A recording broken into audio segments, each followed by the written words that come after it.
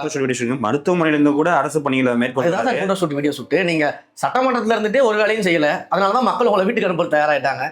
நீங்க மருத்துவமனையில இருந்து வேலை செய்யறது நம்பணும். அரசியல் சார் இதுக்கு முன்னாடி ஜெயலலிதா அவர்கள் ஹாஸ்பிட்டல் அட்மிட் ஆனது ஏதாச்சும் நம்மளுக்கு ரிப்போர்ட் வந்துச்சா? அந்த அம்மா உடம்பு சரியில்லாம ஹாஸ்பிட்டல் அட்மிட் ஆனாங்க, என்ன பண்ணாங்கன்னு சொன்னாங்க, அது வேற விஷயம். நான் இப்ப இந்த 4 ஆண்டு கால ஆட்சியில சட்டமன்றத்துல இருந்து என்ன பண்ணாரு? முதல்ல சட்டமன்றத்துல இருந்து ஒண்ணும் பண்ணல. அப்புறம் நீங்க ஹாஸ்பிட்டல் இருந்து என்ன பண்ண போறீங்க? ஹாஸ்பிட்டல் இருந்து நீங்க என்ன நிர்வாகத்தை கவனிக்க போறீங்க? 24 பேர் கஸ்டடியல் டெத்ல செத்துருக்காங்க. அஜித்குமார் உட்பட 24 பேர் செத்துருக்காங்க.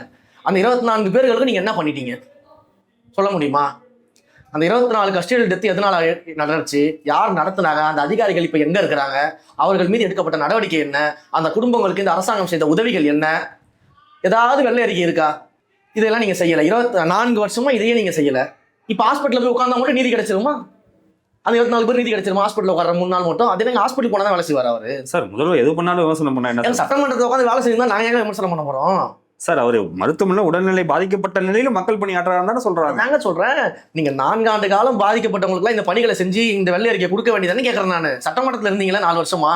இப்ப 3 நாள் ஹாஸ்பிட்டல் இருக்கீங்க, 4 ஆண்டு காலம் சட்டமன்றத்தில் இருக்கீங்கல்ல, தலைமைச் செயலகத்தில் இருக்கீங்கல்ல, இந்த 24 பேருக்கு என்ன பண்ணீங்கன்னு சொல்லுங்க தரோம்.